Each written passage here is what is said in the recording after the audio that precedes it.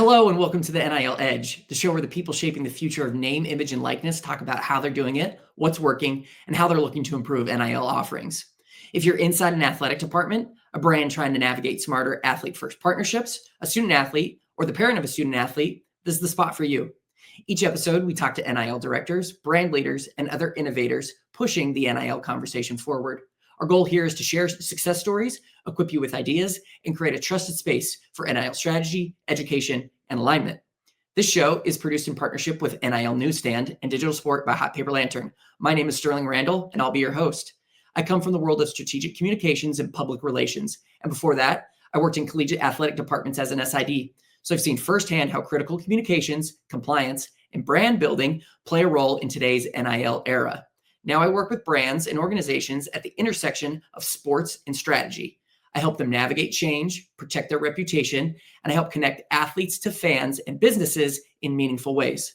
Today, we're going to be joined by Brian Mason of the University of Wisconsin. Without further ado, let's do it. We are joined by Brian Mason, who is the director of NIL strategy for the Wisconsin Badgers. He's a 15-year veteran of UW athletics, and he was slinging game notes before leading the development and execution of the university's comprehensive NIL program. He oversees strategic partnerships, NIL education, compliance alignment, and brand activations to position Wisconsin as a model for thoughtful and impactful NIL integration. Brian, how the heck are you? Doing very well. Thanks for having me and taking the time today. Yeah, of course. To our listeners, Brian and I had a conversation about a week ago, just previewing. We do it with all of our guests to preview it. And I guess it's too cliche of me to say how excited I am to have this conversation just because of the things that we talked about. But I'm honestly very excited for the discussion that we're going to have today. Great. First, let's start with your background. Like I mentioned it before, you were doing game notes and you were in the communications department for Wisconsin. How did you get there? And then how did you transition into the NIL space? Sure. Yeah. I mean, I originally thought at one point, sports writing was going to be my path. And you look back at different points in your career at conversations you have or people who bring ideas to the table, and it, probably changes the path you take. And I had someone I was working with when I was a student at the University of Northern Iowa who suggested that I might like the idea of working sort of behind the scenes on the other side of the communication and actually working in the athletic department in the communications department. And I said, yeah, let's take a shot at that. And that ended up being, the sort of the path that led me to Wisconsin. Started here as an intern, had the opportunity, and I think it's kind of a theme of my journey is to just kind of keep evolving and keep, trying to add value in different ways. And, it started out as a 2-year internship. And then we had the idea of creating a digital magazine that I was initially the editor, layout, all of it. And then, as things happen and as they should, when you get better at something, you're adding more people, you're adding more resources. And I eventually became just the editor of that publication among my sports information duties. At one point I was co-hosting a podcast with one of my colleagues here, helping recruiting messaging. Like I've always just tried to find ways to kind of add value beyond my actual job description. And, you fast forward to 2020 and it was a really turbulent time. Our administration, rightfully, like everyone else in the country, was focused on keeping the lights on and keeping our teams intact and keeping our staff employed and, everything that went along with the chaotic time that was 2020. And, on the horizon was this collision course of state laws and longstanding NCAA regulations on NIL. And so I sort of raised my hand as, somebody who had a little more free time because the football program was on pause. Can I start diving into this? And next thing you know, we were rallying a committee, sort of cross-functional committee to be ready to implement the solutions we felt we needed to implement on July 1st of 2021. And then that committee continued to evolve once the NIL regulations were lifted. And eventually, about a year later, we came to the conclusion that we needed somebody who was waking up every day thinking about these problems and how we tackle them and how we make the most of the opportunity for us as a department and for our athletes. And so the director of NIL strategy role was born. I was sort of a natural fit for it, raised my hand and said, sure, I'll do that. And then, you fast forward 3 more years, and here we are today. And much like all the other things I've been involved with, I'm happy to be sort of on the front end of it. But I'm glad that we have evolved and invested and continue to resource these things properly, so that we've been able to build out this team, we've been able to build out our approach, and we're really in a good spot because of that. Not just because I'm still in this role 3 years later. What are I have a similar background working in the sports information department as well. What are some of the similarities, and kind of what were the strengths that transferred directly over? Yeah, I mean, initially the through line was, I had been for years a resource for our athletes on exactly these ideas that we looked at as the things that would make you successful in the NIL space, how you show up, the brand you build, those types of ideas. But we looked at them in a little bit different scope when they weren't something that the athletes could monetize. And so there was really just a natural progression for me in, all right, this is going to largely be about how we help our athletes show up and build a brand and make themselves valuable, now actually like monetary value. And so that was a natural transition for me, to move into that space. And I think where the role really evolved very quickly was, I envisioned something that was some sort of 50-50 split in administrative components, and then also still being that hands-on resource for our athletes. I mean, I'm used to being in the locker room and being a confidant and a resource for athletes. And the reality very quickly set in that the scope of this space is bigger than that. And so we had to evolve and add staff that can be that athlete touch point, because the scope of the job kind of took that off the table for me. Okay, so you're reading my mind, because it's a perfect transition. You talk about adding staff from some of the other universities and other NIL directors that we've talked about so far. Your staff is set up a little different. Can you explain to me and us how your staff is set up, and kind of each role and responsibility that everyone has? Sure. And I'll start by saying, I'm incredibly fortunate that our administration has continued to invest here. And I think that's what's made us successful in this space is, when the need clearly arose that we needed originally somebody who has more brand, actual influencer marketing, brand building experience than I did. That was an original role we filled. When there was a transition in personnel there, it became clear we need someone who is a day-to-day resource and a communications conduit to the athletes for all these deal opportunities that were starting to spring up. And the athletes need help navigating just the basics of how do I talk to brands, how do I approach this contract, those sorts of things. And so then it was, okay, we're going to install this athlete marketing manager position. And that really was critical to getting this whole thing going. From there, we added a partner service manager, and those are the two positions that still exist today that are part of my NIL department here within athletics. And then in parallel to that, we've been building and investing in an NIL infrastructure within our sponsorship group, going back 3 years now. And I think that's what's going to serve us well into the future. We have 2 dedicated NIL positions within Badger Sports Properties, our Learfield property. In addition to, about a year ago, we added 2 dedicated content creators to work alongside them. And we're actually in the hiring process right now for a 3rd. So we look at, once those positions are all filled, our NIL team is 8 deep. And so, on this side of the equation within the athletic department, we are the sort of agnostic. If there are dollars to be had from someone who wants to engage our athletes, and we have athletes who are interested in those earning opportunities, we're going to be that bridge. And then on the Learfield side, it's really about how are we integrating student athlete influencer marketing into all of our current and all of our prospective partner pitches.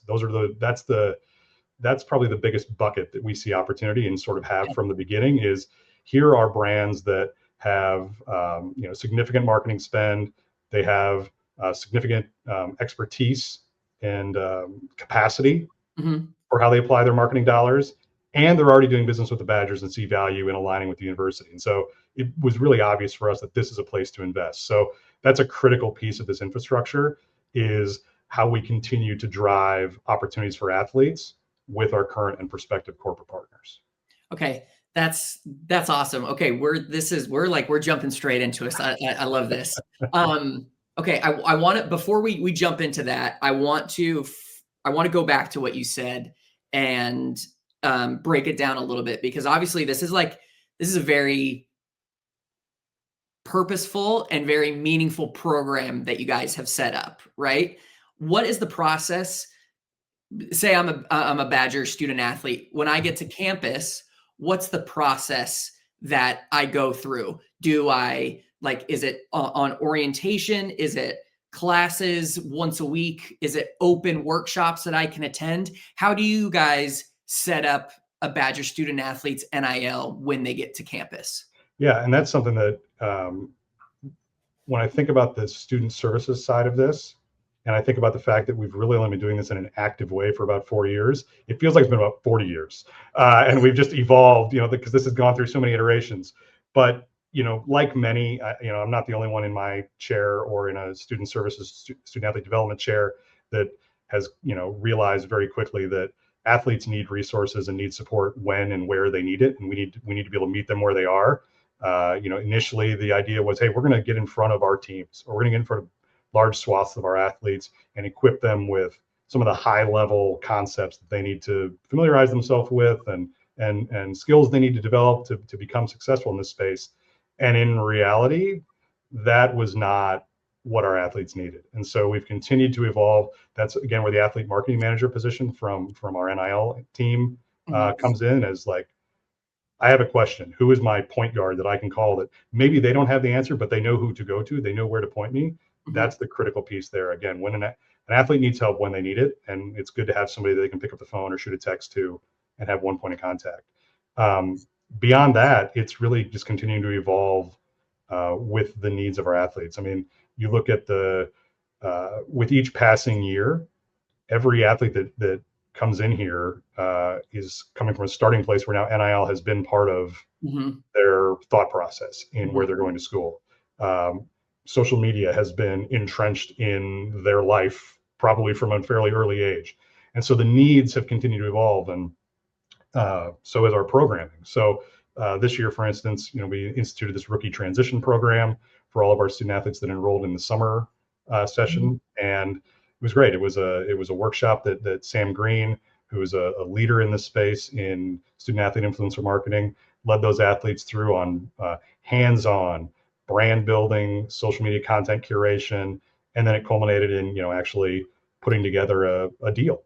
And what does this look like in practice? So like starting the athletes with a strong starting point, and then providing them with those like on-demand resources as they move along through their career to meet them where they are. And I think that's this is not a one-size-fits-all solution, because athletes' needs are not all the same. And so we've continued to look at where can we not only provide programming that is occurring on a specific schedule or in a specific place. How can we give the athletes who are really raising their hands saying, I need more, how can we give them tools and platforms that they can access whenever they need to help build a pitch to a brand, or to help keep them on the right track with the contract that they're looking at, and understanding what they're agreeing to. So it's a continued evolution. And I mean, we're already planning for what second semester programming looks like, and a multi-module program that some will be heavily attended by athletes, some will be pretty specialized and just for the ones who are really interested in kind of digging into the details. And so the answer to your original question is we've just got to keep evolving along with the space and along with our athletes. So there's 2 points there that I want to dig into more. The first one being, it's becoming a very popular phrase that we're hearing everyone that we talk to say, and it's meeting student athletes where they are, right? And that is understanding their values, understanding what their own personal brand is, and then positioning themselves as an attractive brand that other brands would want to collaborate with, right? So without answering without answering my own question, how does Wisconsin do that? How does Wisconsin meet student athletes where they are and help them understand that process? Sure. I mean, we do a few different things. One of my favorite pieces of programming, to kind of go back to the student athlete development side of the equation there, from the beginning, we called out there aren't NIL skills. right? Like the traditional idea that we're supporting life skills and trying to drive career outcomes for our athletes and creating positive post-grad outcomes, that hasn't changed. And so, it's how do we apply these things that that we've always been working on into this new space of NIL. So a great example of that is networking, right? Mm-hmm. Networking is a skill that you need for your professional life, whether you want to pursue NIL deals or whether you want to try to get a job right out of school, or whether you just want to keep a network so that that next job opportunity is visible to you down the road. Mm-hmm. And so we lean into that, and it was this multi-step process. We call it the Badgers Mean Business Networking Series, and it started with a session in which the athletes defined their core values. Right? What do you want your brand to show up as? How do you want people to perceive you? Let's start there at the core level. Then we had a alumni networking night where we brought in former student athletes in sort of a safe space. Like, all right, now you can start practicing some of these things with people who know what you're going through, people who are sympathetic to the fact that maybe this is the first time you've been in a networking scenario. And we did it around a basketball game, and it was great. It was awesome. And all of this has been, in collaboration with National W Club, our alumni group, and our career-focused group.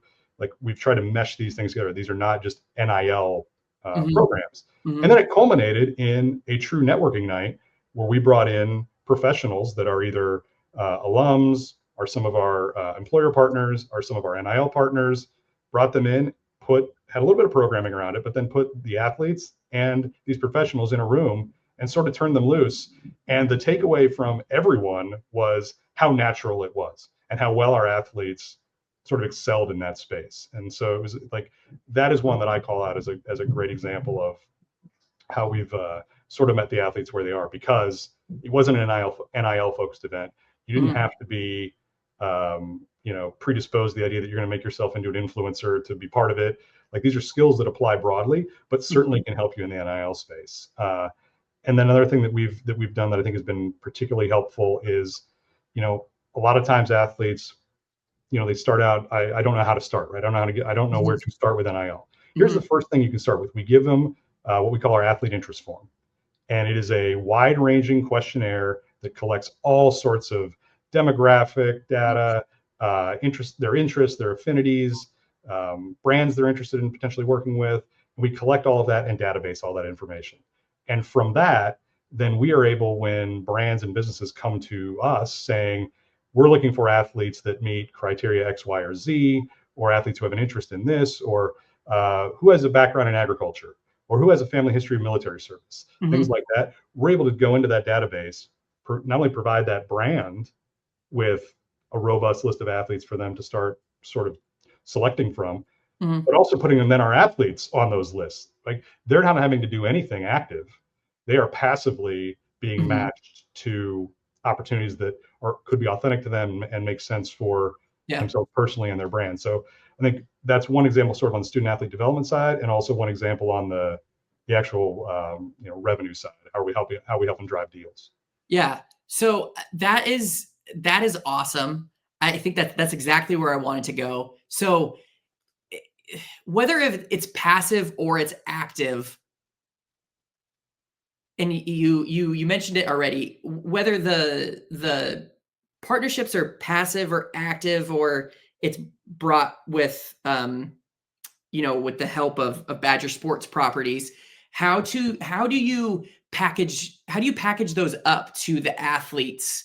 And then even if it's a passive opportunity, the brand still has to okay it. So then how do you prepare the student athletes again for a passive or an active opportunity, or if they want to be proactive with it? Like, if there's a brand, if there's maybe if you're a hockey player that's like, I love this tape brand, right? Like, Sure.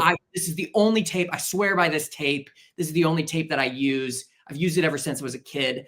I want to present myself to this brand and get an NIL deal. How do you prepare your student athletes for that? That's where, from the beginning, you're trying to coach them on the idea that that is an option for them, right? You're trying to coach them on the idea that NIL opportunities don't generally fall into your lap. These are things that you have to either pursue or agree to participate in when they're brought your way. But in either case, you've laid some kind of groundwork, either by outreach to a brand or by filling out our athlete interest form and ending up on a list that gets in front of a brand. Um, so, it's really the preparation from the beginning is what's going to set them up for success uh, with their pitches. And then we're trying to give them tools with, student athlete score is a partnership we've entered into with some Mhm. sort of really deep dive social analytics that they can pull from and help uh, craft their pitch to a brand more than just the qualitative. They've got some quantitative data they can Mhm. put behind it. Mhm. I don't know if that answered your question, but that's the idea, is to like prep them on the front end that this is even possible, so that Yeah. as these opportunities come along, they know how to go pursue a brand they want to pursue, or they know how to respond when they get outreach from a brand that's interested in working with them. Yeah, I think one of the things that I'm really picking up from you is just like how cohesive the whole Wisconsin athletic department is. And I know when you and I talked, and I found this very interesting because this was something that early in the NIL game, it just seemed like there was so much competition between like collectives, athletic departments, and what other ways that alumni or businesses can donate or support the school. And in our discussion, you said that you guys, like, it doesn't matter, it's all going to Wisconsin. How did you guys set that up, and how do you guys continue to succeed in messaging, hey, like, it's all going to Wisconsin? Yeah, I think that's cultural to this place. I think that's where it starts, is the idea that we're all in this for the greater good, and whatever the needs might be in a certain time, the way we attack that might change. And so, like, what I think you're getting at is just the alignment we've had as the Mhm. NIL era has played out. And Mhm. so it starts with Badger Sports Properties, and I've know from colleagues around the country that had a hard time with their sponsorship groups buying into this. Like, is this going to cannibalize these other assets that we are used to Mhm. selling? And the answer is no. It's going to add value on both sides of the equation. And then you get to, and we're extremely fortunate there. Again, all of this comes down to people. And the VP and general manager of our Learfield property is an alum. His dad's in our athletics hall of fame. He's a former Badger athlete. His kids are former Badger athletes. So there's just an inherent alignment there to seeing the big picture, working together, setting everybody's ego aside, and realizing that if we do this right, this can be not only good for our athletes, this can be good for our bottom line. There is revenue enhancement to happen here. And so we really quickly moved past that sort of fear that everyone had that NIL as a concept was going to cannibalize all our other existing lines of business. And I think our track record here shows that's not true. We have 3 consecutive years of record fundraising. We have 3 consecutive years of record sponsorship revenue, 3 consecutive years of record ticket revenue. So it has not hurt our bottom line in any way or cannibalized us. And so the fact that everybody here was able to be forward thinking and be aligned has helped us sort of navigate some of those challenges that are going to be inherent to educating donors, educating brands, educating our partners on how NIL works, how they can participate, where their support comes in, and outside of sponsorships, that's showed up significantly with our donors. Our development team here has been all in from the beginning on the need to help drive NIL value for our athletes. I mean, outside my window, we have a $285 million practice facility going up. It's the biggest capital project in this department's history. It's a $100 million fundraising goal that I think we're all confident we're going to hit for that. That's lived alongside needing to support NIL needs. And, it's really been a team effort. And that macro alignment from the top here administratively obviously then trickles down into our day to day, and then really is the foundation of, I think, why we've been able to be so successful in the commercial NIL space, because we have, between whether you are Altia Sports Partners, which is a key Mhm. partner of ours, whether you are Badger Sports Properties employee, whether Mhm. you are an athletics employee like myself, we consider our NIL team one team. And Mhm. I think that cohesion and that alignment is really what has helped us in the commercial space, the same as that alignment helped us on the fundraising side. Um, because I flash back very quickly to an event we held 2.5 years ago or so, like a community and business education event. Uh-huh. And I'll never forget, we have an alum who's a fantastic former football player. He's a very successful business person here in Madison. He's on our athletic board, and he from the back of the room says, "Brian, I want to work with an athlete. Who do I call?" And my answer was, "Me." And it was this like illuminating moment. Like, we've got, all right, as far as we've come in that short time, we've got to continue to evolve our process. We've got to continue to make this smoother. We got to continue to be able to be turnkey for anyone that wants to support our NIL needs here, whether you're donor, business, brand, other type of partner. We need to be able to clearly articulate what the opportunity is, and then be able to, in a turnkey way, help you execute what it is you're trying to do to support our athletes. Okay, that's the story that you shared is something that I want to ask a little bit more, because my favorite thing. So my dad's a college professor. I grew up in a college town, and I love college towns. Like, it's there. And when it relates to athletics, you've had that same dentist that's been sponsoring the Smile Cam for like the last 30 years, and everyone knows who they are. Maybe every football season they also sponsor a shirt that they give out. And so there's these brands that are so synonymous with the university, but you go outside the state and nobody knows who that brand is or what they do. So how have you, in the last 4 years, how has Wisconsin gone about and educated the local Madison brands on how to further work with student athletes? Have there been more of these town hall type meetings? Or is it like, are you guys out there hitting the pavement and knocking on people's doors? How are those conversations happening, and kind of how is the evolution of NIL education changed over the last 4 years? Yeah, I mean, it's changed significantly, and I think the biggest factor in that is proof of concept. Mm-hmm. So we started out having these town halls and these education sessions, and let's bring in community partners and businesses and brands and get everybody and help them understand what the opportunity is. And that was great. And like, we needed to do that on sort of an NIL 101 basis. Mm-hmm. But then it became, individual touch points, and it became taking meetings, having coffee. It became responding to our interest form that we put up on our website.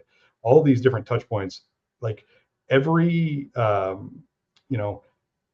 everyone comes from a different place on NIL, like even defining it. Like, we struggle with common terminology sometimes. Then you drill down another layer, and it's, well, how does this impact my business or my organization? And okay, that's a different conversation for everybody. So what really became clear is you need these individualized touch points.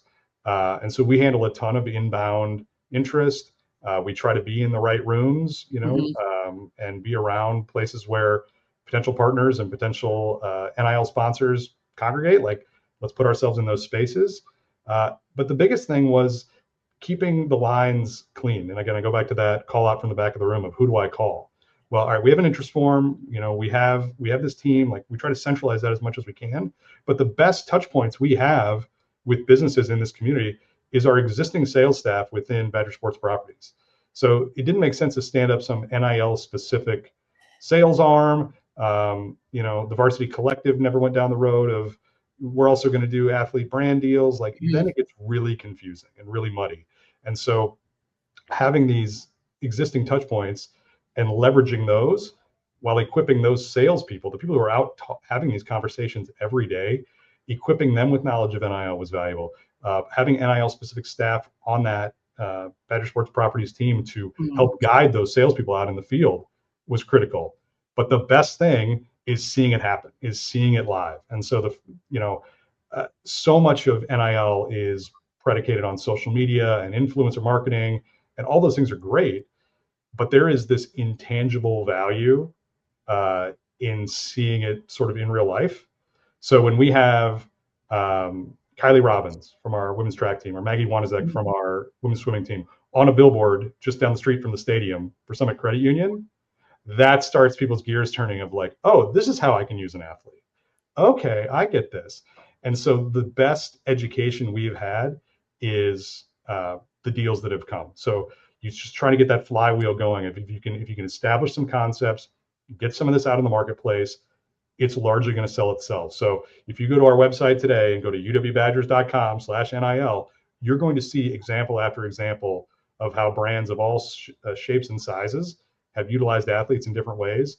And the whole point of that is to try to trip in, those next level of prospects, the idea of, oh, here's what I could do. Okay, this is how you can integrate it. Like, okay, Yes. this makes sense, because we're still trying to get over the idea that with some folks that, oh, NIL, you mean you need a charitable donation? No. We're talking about real value for your brand, real ROI you can derive. And for the brands that work with us already, I think there's this incredible symbiotic value that has come out of the last 3 years. And that is, not only do athletes benefit when they're able to attach the university's logos and marks to the deals they're doing, that works both ways. You can now personify the Badgers in a way that you couldn't pre-NIL. Bucky Badger was about the only option you had if you wanted to bring some life outside of our logo to whatever it was you're doing. And now you're cooking real people into authentic storytelling that aligns with your brand. You're cooking real athletes, into activations that get in front of eyeballs and show up in a way that a simple logo or the mascot just in and of itself can't do. So I think that's why we continue to see so much growth, is just because it's becoming more mainstream, it's becoming more visible, and brands are going, okay, I get it now, I can do that. So you touched on it, and I want to dive into it a little bit more. Can you share an opportunity where an NIL opportunity started with a singular athlete or a team, and then because of their experience or maybe the returns that they received, they were like, no, we want to do this more, and they've expanded into either more athletes, more teams, or the athletic department as a whole? Yeah, and we try to keep track of sort of those numbers. Who has stayed in business with us, or who has entered into business with us with NIL as the path in for them. And I think a really interesting example that's become a fairly decent sponsorship category for us is student housing. Oh, really? It's something that really started with, kind of like I said, you need proof of concept. Started with a conversation that our athlete marketing manager happened to have on the sideline of a football practice with one of our former football players who was working for a company developing student housing here in Madison. And it was, how would I get a couple of these guys to promote our new building, because we got some leases to move? And that led to a conversation of, well, let's talk about what you're really trying to do here. And quickly it became, well, yeah, a few Instagram posts, with 2 football players isn't going to get you the eyeballs.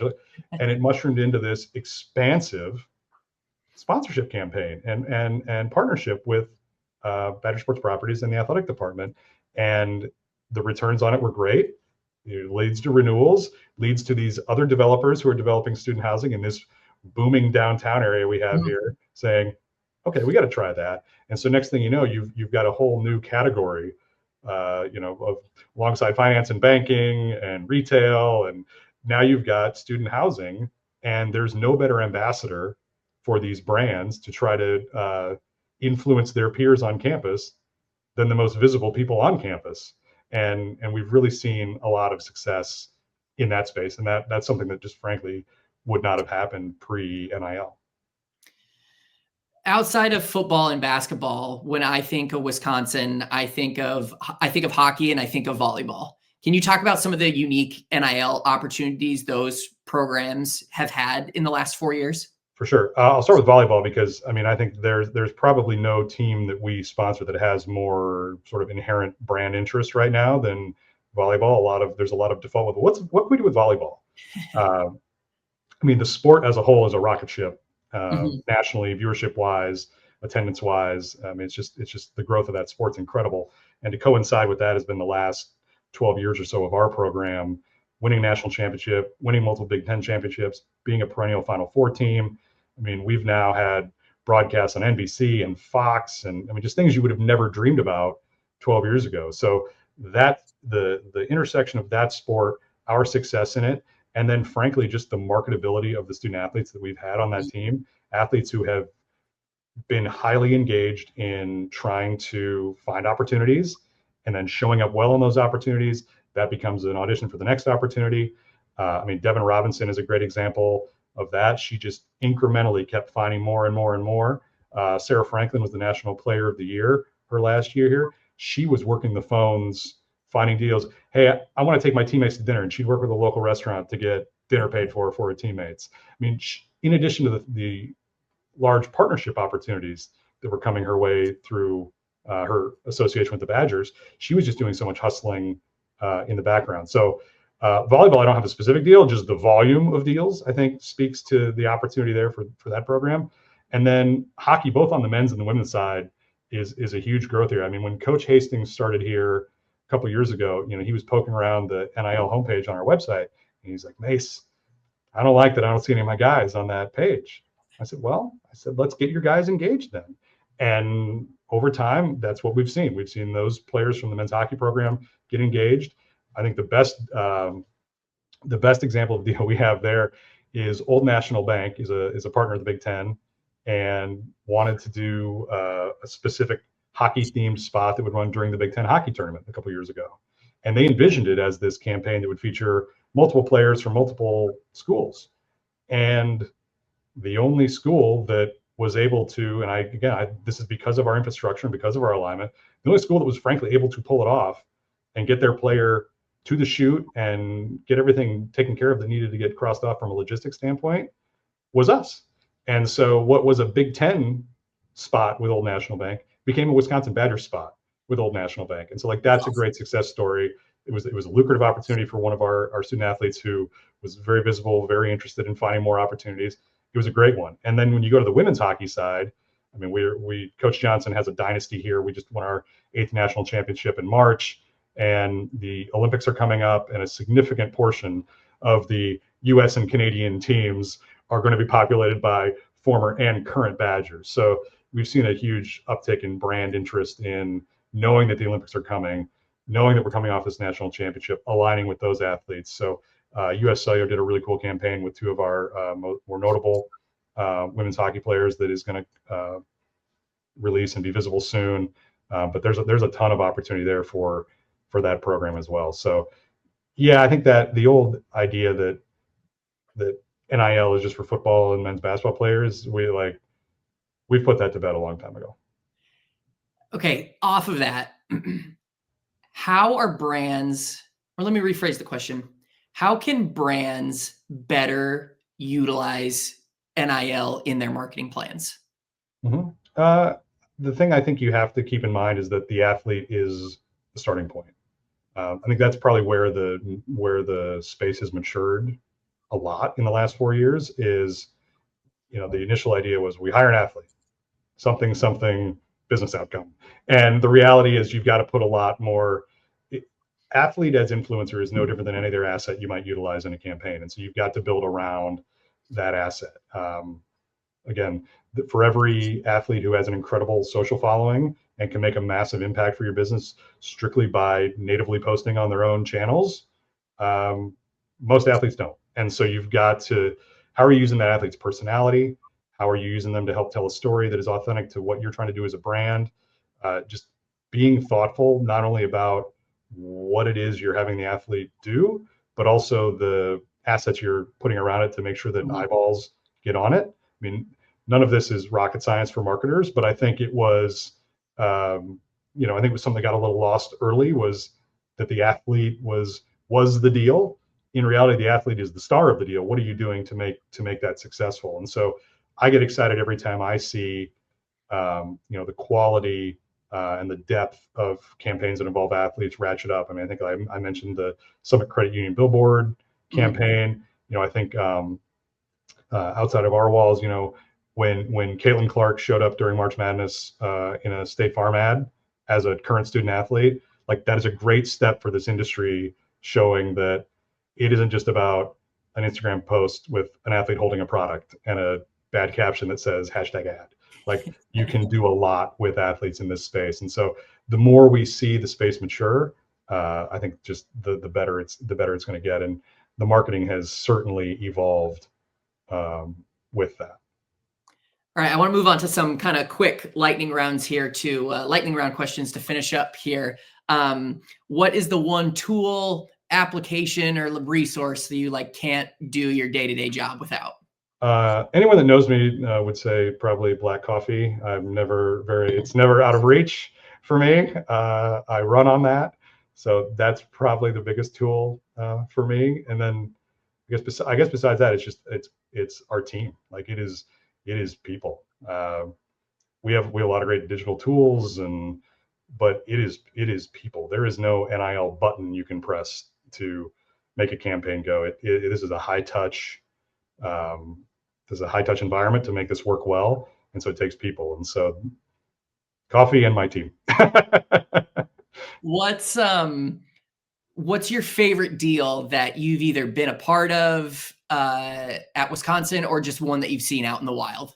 Yeah, we've had a few. I mean, I brought up to Caitlin Clark as like one outside our walls that I think was just like the milestone of that was really valuable. The ones that I'm particularly proud of are the ones that we had a concept somewhere along the line that then was validated by a business buying into it and wanting to grow it and make it their own. So the first one that comes to mind there is our Exact Sciences Athletes program. Exact Sciences is a company based here in Madison. The Cologuard cancer screening tool is their most notable product. So not like the most exciting thing for an athlete to associate themselves with, but as a company, there's a ton of excitement there, and it is exactly the type of brand that athletes want to be associated with. And so we had this between our letter winners group, between Better Sports Properties, between our employer relations group. We'd had this idea out there that there is this way to marry NIL and career experience in a way that we have employer partners who are looking for access to talent and they want student athletes. We have athletes that don't have time for their traditional internship, but want exposure to a career. We have brands that are looking for creative ways to integrate athletes into NIL. We have a interest in helping our athletes make money. And so somewhere in that mix was this micro internship idea. Mm-hmm. And we had meetings with various companies, and there was certainly interest, but Exact Sciences was the one that was like, okay, let's do this. And like I said, it was the concept was a long time in origination, but once we got going, I mean, they bought into it. It's been awesome. We've actually expanded the number of student athletes that are part of it in year 3 this year, but it is a multifaceted campaign that involves everything from honest, authentic storytelling components on social community give back components, career exploration components, all of it. And the program is awesome. We've actually had student athletes get hired by Exact out of this program. So there's your real life career opportunity that we're looking to achieve for our athletes or help them achieve. So that's one that I'm really proud of. That's actually won us some awards, Better Sports Properties. That was a NIL Deal of the Year a couple of years ago. And Corey Lynn, who's my lead counterpart at BSP, she was NIL Innovator of the Year within Learfield for that. So that's one that we're really proud of. And then, we've got a few others. Our UW Health title sponsorship of women's sports is one that was announced recently. There's a significant NIL component to that, but it's a really kind of groundbreaking campaign that has been a long time in the making. And then one that is just a lot of fun that, again, it illustrates the high touch part of this is the campaign that we ran over the summer with Travel Wisconsin and the Wonders of Wisconsin series, in which we had student athletes from a wide swath of our teams going out into the state and experiencing some of the amazing places and destinations that exist. And the content was awesome. The feedback was incredible. Travel Wisconsin is over the moon, thrilled with the outcomes, and we're working on running that campaign back next year. But that's one that again was idea for a long time, and then once we got it going, now that becomes a success story that we can go tell, and hopefully repeats itself year over year. All right, last one. What is the can't miss spot in Madison? Let's say I'm coming for 24 hours and I tell you, I say, Brian, where should I go eat? Where's your can't miss spot? Okay. Well, are we defining it to food, like a restaurant? Let's do food. Yeah. Okay. Because I've got to split the answer. For food, Tornado Room, Tornado Steakhouse is the spot. It is downtown right off the Capitol. It is this marriage of like Wisconsin Supper Club, Steakhouse, Madison, like it's all cooked into one. It's dinner is an experience. You better block out your calendar. This is not a like drop in, grab a bite and go do something else. Like this is your evening. But it is awesome. It is totally worth it, from the old fashions to the walleye to the steaks, the whole deal, the environment. It's awesome. So Tornado Steakhouse is where you got to go for a meal in Madison. But outside of food, if you come to Madison and you don't make a stop at the Memorial Union Terrace on campus, overlooking Lake Mendota, go at sunset on a summer day, I'm not sure there's a better place on a college campus anywhere in America than that. So I'm going to cheat and give you two answers. I love it. And then lastly, Brian, where can people find you, or is the best place to get in contact with you? Yeah, I'm on LinkedIn. I'm otherwise a really bad social follow, probably. I'm not all that active. That, or I mean, if anyone that wants to get a hold of me, uwbadgers.com/NIL, use that interest form, and we will help connect you for sure. Love it. Thank you so much, Brian, and on Wisconsin. Appreciate it. Thanks for the time.